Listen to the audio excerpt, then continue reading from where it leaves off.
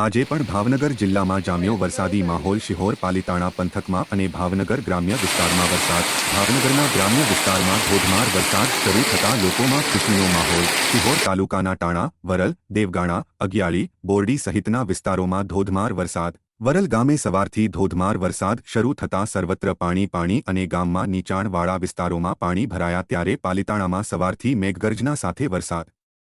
જો કે વાવણી બાદ સારો વરસાદ થતાં ખેડૂતોમાં ખુશીનો માહોલ અને વાતાવરણમાં ઠંડક પ્રસરી।